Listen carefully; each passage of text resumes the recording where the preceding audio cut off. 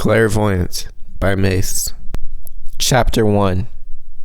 Jake, time to wake up. December night falls after the rumbles from under. He had said that the next time this happened all would be back to normal, yet it continues. Rumors spread across the town as to what the laboratories might have to do with this, as steam kept rising from behind the mountains out of view. Some insisted that this was simply manufacturing being done, as if. Life in town continued normally. Everyone seemed to be dazed under oblivion when it came to what was going on underground. Must be Mother Earth, they say. Kids, walk to school in a single file line here and we'll all be safe. Line up accordingly in single file lines, but no crossbreeding. All crossbreeders will be sentenced to a day in the pit with Miss Schaefer. Jake, Arch, and Louie were the only collective of 3 in the town, which was strange enough to, cause chatter amongst others. Some consider this to be cheating, proposing a competition that they were dealt the lesser hand in. Professor Nibulus, or Nibs, was the wisest soul around. He was a solo breed. Lots of individuals would Google their eyes at the sight of Nibs. In legend, solo breeds are rare occurrences said to be placed out to carry a soul mission. Nibs would humbly pass this off as hogwash, yet rumors continue to stir as now goes on. At this point, it should be common knowledge that worlds exist outside of the mist, though there are those who live under the delusion that all were safe in town as long as standards of abeyance and compliance were met. If anyone were to ask Nibs about the labs, he would give them a smile, a nod, then say, "The labs are neither for nor against us," then continue on like he just tipped off a bum. Although the trio was a collective soul, they did not get along whatsoever. Archie was a member of the Dom family, the richest, snobbiest house in the viewable world. They lived snug fit in a wooden stone castle at the bottom edge of the mountains. Oh, and you must have special access to enter the premises. "No porks allowed," said the sign 50 yards out from the gated entrance. Pork was supposed to mean lower class, but unfortunately this never caught on the way they intended, as no one likes them. Jake and Lou didn't quite know what to think of Arch. "At least he doesn't say pork," said Jake. "Yeah, well, he doesn't speak much at all, does he?" said Lou. "I think we judge him too much because he's a Dom," added Jake. "Yeah, well, because he's a Dom, we have the right to discriminate," continued Lou. Jake indulged this. "You don't know anything about him, and you're forgetting he technically is you. I mean, he shares your soul. Look at me and you, Lou. We're not so similar, are we? How do we know our similarities aren't just from growing up in the same household?" Jake is more narrow and straightforward at times, more than Lou.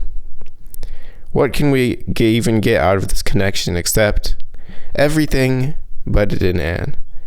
Anne was but so much a single soul as Nibs. Her counterpart disappeared in the lab 3 years ago. She has been on her own since. Lou thinks her conspiracy that he was replaced by a cat that showed up the next night was nuts. Jake pushed this thought away from his mind in hopes that it would lessen the chances of that conversation manifesting itself into reality. "Yeah, so anyways, why do you care so much about Arch anyways, Jake? Dom or not, your soul or not, he seems like nothing more than a snob trying his best to fit in with the rest of us," said Lou. "It," mocked Anne. Jake had brown hair and green eyes. His ruffled hairstyle allowed an incoherent difference to be told between Jake and Louie. Louie had blonde hair with the blue eyes. A bowl cut chimneyed his look to be sly and indulging. Truthfully, Jake didn't care much about Arch.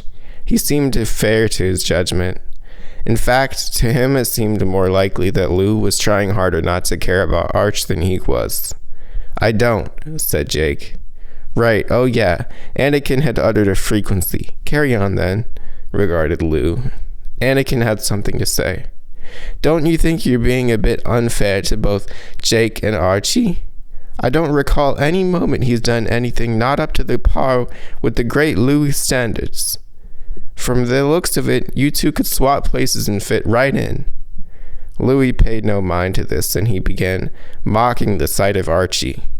"Look, there goes that skank now. He's even got his hands wrapped tight around his bag. Oop, don't want to drop it, Archimus. Ooh, yep. Step 1, step 2, step 1, step 2. School today was strange. The group showed up to school, and to everyone's surprise, there were 10 new students in attendance. This was not a spatial problem, as the school had hundreds of classrooms to fit now 40 students. School had been out for a week. The system ran 2 weeks on with weekends, then a week off straight, though the week off had the amount of work for a whole month. Jake supposed they wanted to make it least possible for the students to enjoy their time outside of the curriculum.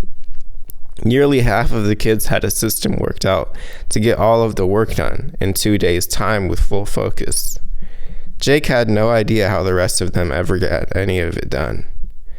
They would all group up at the Chinson's house, down as much coffee as their brains could handle, pick out 12 movies, then get to work. There would be designated groups for subjects, double checkers, test material studiers, and teachers. Lou took all of the credit for this idea when all he did was propose it. Jake and Ann developed the rest. A 45-45-10 operation, Ann would say. Jake was sure Nibs knew about this, but Nibs being Nibs wouldn't tell a soul. One time, everyone was being loud in the basement when Professor Nebulous actually walked into the Chinson's house to speak with Timmy's parents. Everyone was forced into silence with suppressed snickers scattered across the room. It was never confirmed whether or not Nibs heard them, but Jake was almost sure they shared a smile for the same reason the next time they saw each other. "What's with all the new kids?" Jake wondered, aloud as they walked through the main entrance, through the corridor, and out the back hall. "I don't know. I haven't heard of anyone moving in anywhere. Must be lab robots, agents, spies," said Louis. "We have a new neighbor," said Anne. "How would you have a new neighbor with no house next door?" responded Jake. "Exactly. New house was installed yesterday. Went to sleep, woke up, and boom. New family, new house, everything. The whole shebang. I think Whiskers saw it all. I think Whiskers saw it all." Whiskers was the name Anakin gave the tabby cat she claimed replaced her second from the labs. Jake butted in before Lou could say anything about the cat Whiskers. "Huh. Well, that's not too out of the ordinary. Speedy construction. And no one's moved in for years. There's just that one boy the Chinsons picked up some months ago whose second works at the labs." "Right, and anything that goes on has to be the lab's doing. They're probably here to keep watch on the ground," marked Lou. The town was circled by mountains, edged by trees, and had a big, astounding laboratories facing around 2.5 sides of the mountains. The laboratories managed all of the stores, town shops, school, entertainment centers. Basically anything and everything in town was run by the laboratories. They didn't even know if they were called the laboratories officially, but word spread through caught on the name. It was called Alcrin. It was home. Or they're keep watching some of the people in town. Or they're keeping watch on some of the people in town. And I don't just mean the Doms. Though if anyone were sided with the labs, it'd be them, living right underneath it and everything," said Anakin. "We don't even know if there are sides in this thing. We're getting way off track," Jake uttered. "Jake, I think Ann has this misconception that there's a track to be followed. My bet's on her being the lab agent." First class today was none other than Professor Nibs. There was no real subject tied to Nibs. He just went in there and taught. The three of them walked into the familiar scent and sight of Professor Nibs' classroom. The far wall was lined with windows. Seats were lined up with the right sides facing them. His desk was slightly raised up in the back corner on 2 steps up. Jake used to think this was designed for some sort of power complex or a way to see answers on the sheet. But now it was merely just another peculiar thing to add to Nibs' extensions. There wasn't much on the wall today except for the fake deer and bear skins that were always there. Nibs says there isn't much need for design when you have color and nature on your side. Since they had already learned their main subjects like math, English, and history, they now learned about the way things are and how to manipulate and change the functions around them. Or they could learn about the town, how to be teachers, shop workers. Some of the things you don't usually need to learn in school could still be learned in school. Students arranged anywhere from 1 to 6 classes a day, all depending on what they were looking to do with their future. Jake, Lou, and Anne each shared 3 classes with each other. Subject was limited but not limited. Their town was being guarded around its perimeter by lab agents and walls for as long as anyone could remember. This caused things like adventure outside of the mind and elements to be a far-fetched career path. No one had ever got past the guards. When taken in, the guards swore an oath not to tell anyone what the reason was, and no one had broken so far. Jake spotted 3 new students walking in and noticed Lou saw them too. They walked in a single file line to the back corner of the class, sat down neatly, pulled their books out, and sat. Lou shot Jake across between a confused and frightened look. Jake saw Anne roll her eyes but didn't speak. Nibs hadn't entered the classroom yet. Jake looked at Lou and shrugged. At that moment, a rumbling began, the smallest one yet. It was so quick that no one was able to react except for the hearts inside them. Everyone looked around at each other. Some stood up, but Anne was looking out the window.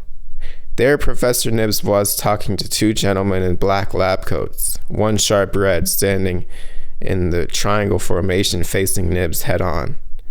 There didn't seem to be any tension. None reacted to the shaking. Out walked Professor Norks, a short and stocky professor with parted hair and a way beard. He took a stand to Nibs' left and started speaking, frantically. He was being completely ignored by the collective energy. "Oi, what's going on?" came Lou. "Oi," questioned Jake. "Never mind what I said. What are these men doing here in coats? Gotta be the labs. How long has Nibs been standing there for? He must have expected them because class has been started." Jake looked back to the 3 students who were looking directly at him. Jake uttered. Lou noticed too. "They're leaving," said a voice from one of the students. "They are indeed," came Nibs' voice from the doorway. "Class, I would like to introduce our new students to you all. If you would direct your eyes to the back of the class, we have Jude, Zane, and Axel. They are students from our neighboring city, Zalagon. Professor Nibs, how did you get up here so fast from the bottom? We're 3 stories up, and you were just there. And our neighboring city? What do you mean? I'm confused." "Oh, I do my walking. Yes, the executives at the laboratories have decided to open up the wall that has for centuries been blocking off the road that, as you all should know, leads directly under the labs. Some might recognize this road as the one that branches off to the estates of the Dom family. Not only has the door been opened as it stands, students from Zala will be allowed schooling from Alcaran, as their school collapsed midday last December." At this last word, Nibs glanced in Jake's direction but did not make eye contact. "This and for many other reasons such as common decency, kindness, and so on, I ask that you would offer a warm welcome to our students." "Hello," a group of voices came from the corner of the room. Anne looked angry, or distressed, now dazed. "I have been asked not to be wealthy in the information I give, considering we have just now allowed crossbreeding at the school, due to the overloaded abundance of a 10-bodied collective essence. Poles have been shifted. More will be revealed about our existence right in front of your eyes. And with that, I indefinitely dismiss you from this classroom, this school." Silence and stillness. Nib's words often changed the tide, but surely never this much. Nibs entered the closet behind his desk and did not walk out. "Ha, well, see ya," said Smirk. Smirk was the first to leave, and confused, everyone followed. Students were all huddled around this courtyard chatterboxing, and the Zalagonian students, none could be found but one. Axel, is it? Jake asked the Zalagonian creature. Oh, yes, Axel, it said, smiling and glancing around at the surrounding faces. Straight to the point. Are you real? A robot? What are you? Tin Man? Lou nudged. Oh ho ho, none of these things. I am Zala. But what is Zala? Wait, but what is Zala? We have never heard of you. Have you of us? Asked Jake. Oh, Zala knows of laboratories in Cross Bridge. Zala know of underground and quakes. Zala travel. This place small and beneath. Axel seemed to notice the confused look on everyone's faces. Oh, fibbling. Never looked up, have you? Take a look around you. See mist and mountain? So constructed, no. It paused. Stupid I have heard, but not this. What should we be looking at exactly? Asked Anne. Axel looked at Anakin and immediately began speaking in amazement. Oh, eyes! A Ziggamore! Axel got on his knees and did a little twort. What? Said Jake and Lou simultaneously. There was a quite bit going on, but Anne didn't look too surprised. She seemed to be calculating. The eyes, Stardew, sign of the goddess, yeah, enchanted Axel. Anne had something to say. Well, honestly, I never thought I was, say, normal, especially since my 2 disappeared. I know you don't like my theory, Lou, but something's up with the cat, good or bad. And then there's my eyes. Oh, yes, eyes of a goddess. Oh, yes, goddess eyes, spoke Axel. So what does this mean or do? Jake asked. Well, like Nibs said, things reveal, right? I mean, just look at now, just assuming. Jake began, but Axel interrupted. Oh, me trustworthy, I promise. Just then a wave of housey wooden smell waved across the group, along with a medium tall-shaped figure. Gotta put some trust in the guy, eh? Said Archie, Dom, before walking off. Everyone looked at each other, still waiting for one other to break the silence. Without realizing, everyone around them had left. Arch was the only one walking in sight. As they looked up, they noticed a grid with 2 eyes formulating a dome around the city. Axel became bright and lit up, figuratively speaking, not actually. See? Always been there, always. Only past the outer rim may we unlock. Grid lies around 4 cities with the rest free land. We gotta get going, yeah? Archie Dom. Arch knew secrets deep out the lab. Manufacturing took place in his bowling alley with escalators leading straight up the mountains. He figured he'd drop an ounce of truth on his soul brothers and friends about Axel. It was too hard for him to be petty when they seemed lost anyways. Each of the other Zala were lab agents from the underlabs. He found the whole Dom family talk around town to be hilarious, as there was none but him. No one ever blinked twice and thought, hey, I've never seen that Dom boy's parents around. House all to himself, mind all to himself. He was surely advanced. He had plans to help in the war if it ever came to that, but now there was so much outside, not controlled yet and free. He knew it was not time to help the others yet. For now, he had to handle his aura. He arrived back at his house. Noises heard in the kitchen. Time to pull out the Silence 44. There was a blow, a bleak bam. He popped the lab essence out of the duped Professor Nibs. Professor, said Arch. What? Who is? Nothing, said duped Nibs. And Xiao. With the surging movement of his hand, Arch got the real Nibs' message and spoke it. This is a telegraph message.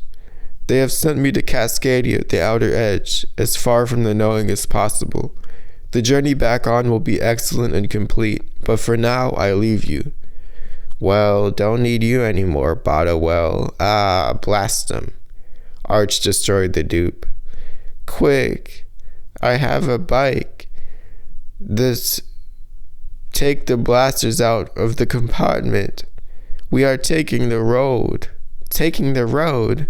Exclaimed Anne. Yes, hurry, before There it was. A rumbling began at the waterfall's end of town. We must get through the lab entrance to Zala before it reaches us. That would be quite daunting. Lou's eyes grasped for Jake's, but Jake didn't look. Onto the motorcycle they went, blix in hand. Jake had never been guided by their intuition, which had to mean Lou felt the same, right? And Arch, what was that? The only words ever heard from his box, and it was that? Axel, what are we going to be shooting at exactly? Ah, you will know if it appears. Red glow aura they will have. None should be in less inspecting. Trees. Rainforest. Nibs. Trees. Rainforest. Nibs had been here before in past lifetimes. He thought he had to be, for his cognizance was kicking in. He feared the tribesmen were still lurking amongst the trees, but did not yet know what demeanor to expect. Intuition said the Underlaps hadn't yet reached out here, and that's why they've placed him here. But they were able to send him here. He knew he must stay weary and find the right conducting stick for his journey in tree life elements. One thing for sure is that he was vibrating high. He'd be able to conduct reality at will with a dampened Seachwood. He began to walk, watching things reveal themselves. With each step, he wondered what Jake was taking all of this. Archie Dom, he knew, would not be of any assistance if it were not for his own glory, and Axel had not earned his full trust. The Zalagonians were too technically smart sometimes to their own demise. This technicality allowed lab interference at times, though the single intentions of Axel, he wondered. Ah, a familiar waterfall, Nibs muttered to himself with a slight chuckle. The staff must lie through here, he thought. Surely. My Nibulus, I wondered, got you too, have they? Drora, Nibs stated blandly. Yes, that is my name, so be it. Would you like a little assistance in time saved, Nibulus? You will be without your staff, I do say, and no, I have not taken it. But you surely know the labs underground run further than you could know. Slight contradiction. Nibs smiled. Best to let her keep talking. Silence reveals. Oh, Nibuli, how do we know we are safe? Cut it. I will not be playing gap games with you, madam, said Nibs. I see that you have somewhat of an understanding of the nature of present, but I have a job to seek out. So if you, a job, yes, I see. Now what about your wood that you have arrived here for? Jorah said. I have not arrived for anything, though I wonder, what brings you to the edge unless forced upon, said Nibs. So you were forced upon it. Ha! Yes, so I see you do need the staff. What exactly are you facing, Sir Prophet? Sly jar. Nibs stood deciphering things in his mind. A real strong encounter. I know what you're thinking, and I will not defend myself no more than you will, said Nibs finally. She walked away. Wait, said Nibs. Yes, you agreed to diversely share, I see, said Jorah. I was ported. Town is falling. The Zala have been allowed breaching. I am worried the upper end may be infiltrated.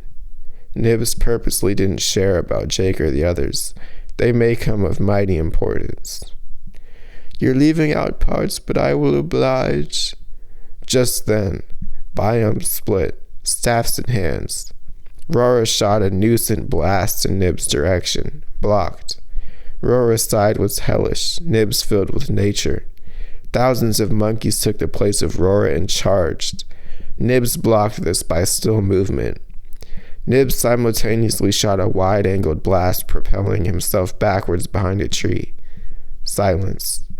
Rora seemed to be gone. She'd done her work. The biomes were all back to green. Laboratories. Well, I want them here or dead. Don't let them under here. Where's Arch? Aurora? Sir, Aurora has been trapped in the realm, and our Nibs has been shut down at the Dom Estates. Sir, I think Arch is crunk.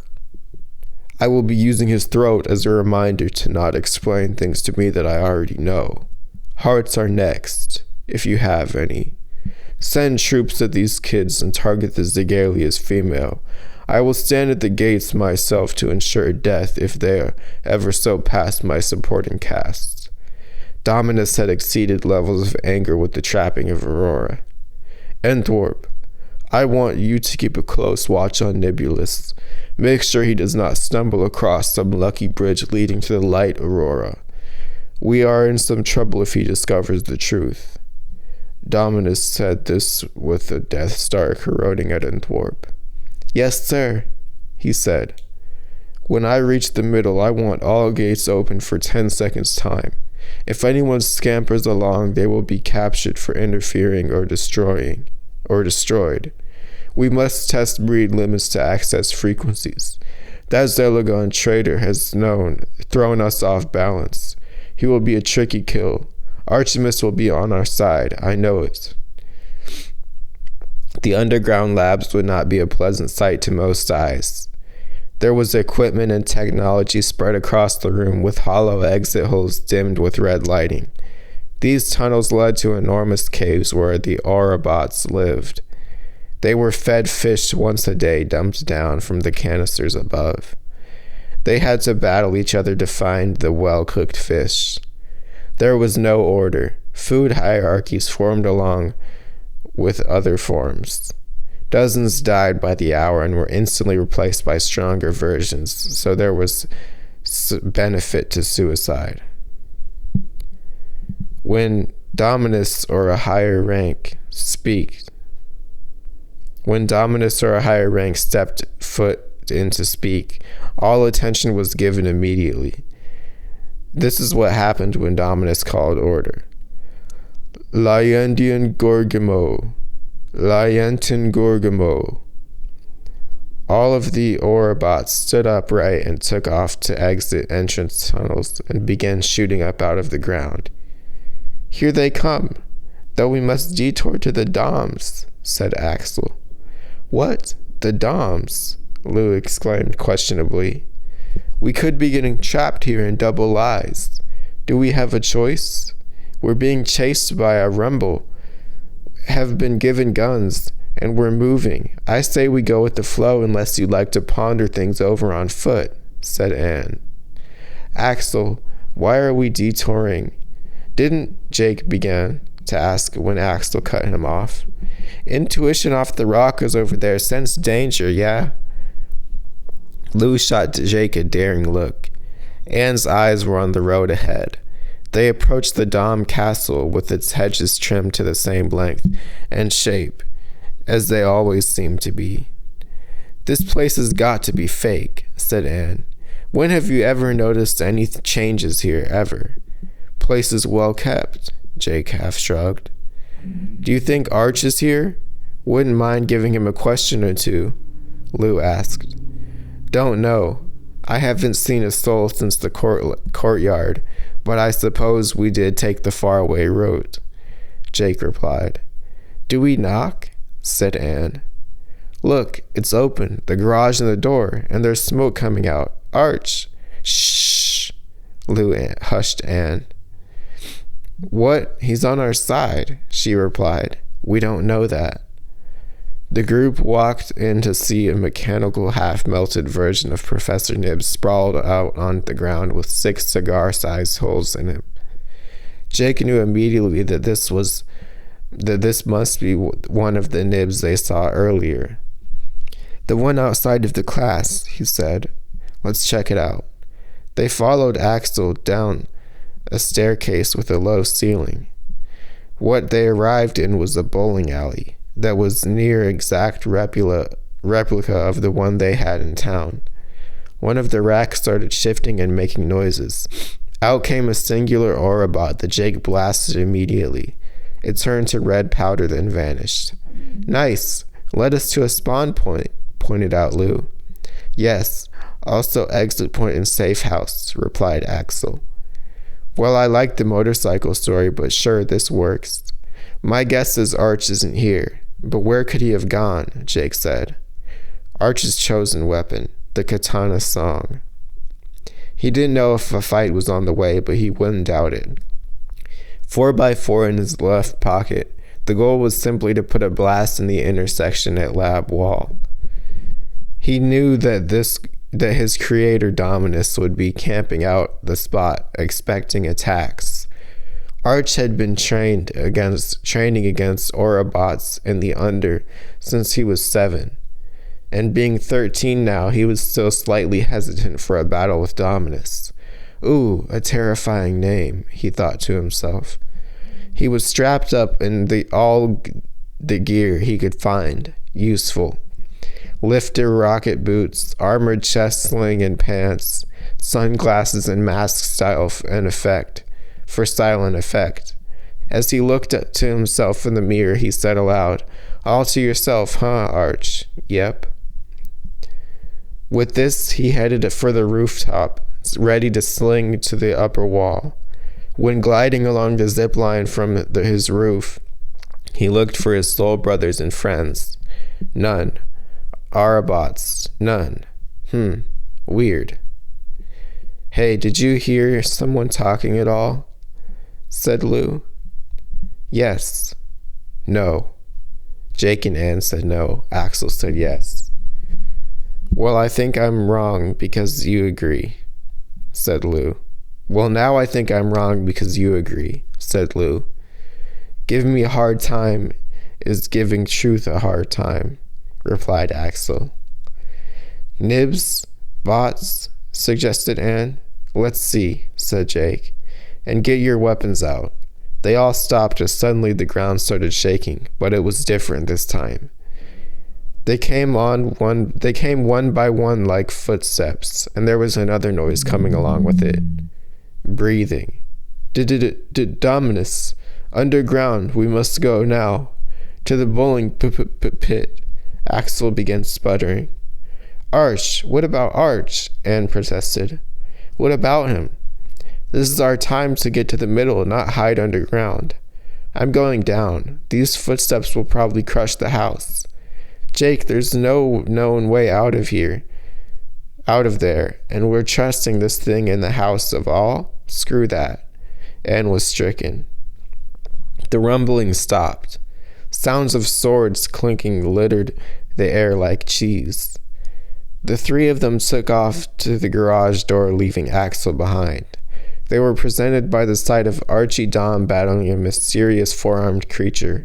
Without hesitating, Jake and Lou started blasting at the creature, but their shots were dodged effortlessly and elegantly. It threw a blade pinpoint accuracy at Jake, but he dodged it. Swords appeared in Jake and Arch's hand. Anne was cloaked in a cape, holding some sort of stick in her hand. Autobots began to appear, and just like that, they were an all-out battle. They now knew that they had to get underground, or at least on bike. Arch was floating up and away towards the center gate, then shot a disintegrating laser at the front door of the estates, motioning them inside. They followed. Axel was waiting inside, hands on hips. They hopped down the bowling alley chute. Jake felt a strong connection to Arch just then, like he'd known him his whole life. He wondered if this was all new to him as well. Spring in an instant. Somehow he thought this not to be true. It felt like he was being carried on a scripted story for the past day with all of the unexplainable occurrences. How could he not have known this whole time? Arch hadn't expected a large Dominus form to show up, but nevertheless, it was an easy dismantle. Eye contact shattered, and he believed that Dominus had made a mistake in leaving the intersection wide.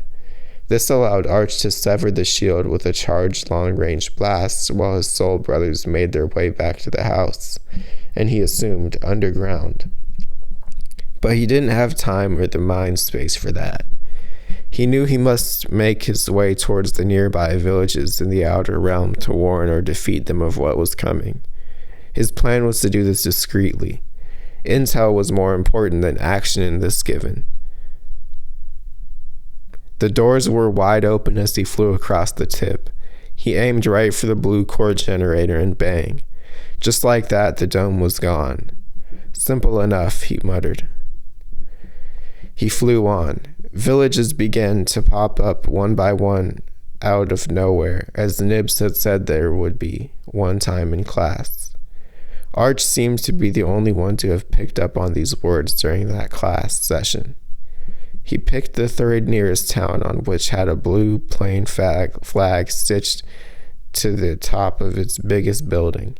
The entire town was wooden, and he could see tiny brown hairy creatures waddling along the way. A few of them pointed up at Arch gliding down in his wingsuit. He wondered about their way of communicating, or if they were threats. He sensed an earthly feeling from their presence. Arch landed outside of their wooden gate and gave a knock. Immediately it swung open, and there stood a silver scaly creature that spoke. "Hello," it said in a half-soothing, half-sneerish voice. "Hello, do you know of the tides?" said Arch. "The tides? Oh no, would you care to explain?" Arch gave himself a second before he spoke. He couldn't quite read this figure. "I have dismantled the shield, as I'm sure you know of." "No, you are just now informing me. Oh look, one of our little furry friends." "Don't call me that, eh? You don't got no jurisdiction," said the furry brown creature. "Oh, but yes, I do, yes. You remember, Furnace, I am here from not below, but above. I'm here to protect your," it cleared his throat, "frequency." "Bunch of jizz you speaking. We're doing fine, even with the neighbors of recently." "Oh, the neighbors, yes, the neighbors." The gray creature winked at Arch in response to the furry. "And your name?" Arch hesitated and caught the brown creature's eye. "Jake," he said. "Jake, come in, we all welcome you," said the gray creature. Arch walked into dozens of the furry creatures huddled watching. They seemed to be coexisting with one another, one with nature. None of the buildings had doors on them. Food was growing and lying around everywhere. The ones who weren't watching were all working on a task independently. "How do the breeds work here?" Arch asked. "There are no breeds here, though they are rumored to be split into 5. It is hard to know because they work so collectively. We are beginning to study personalities to differ. The town's frequency range high enough that aura bots cannot enter. The Under, I'm sure, are developing higher level bots, but I don't want to speak anything into fruition now, do I? And I would ask what you are doing here, Jake, but it seems nothing of importance that I am not already taking care of." "Oh, and my name is Linda. I have allowed you in and only in for your frequency levels." "Right," said Arch.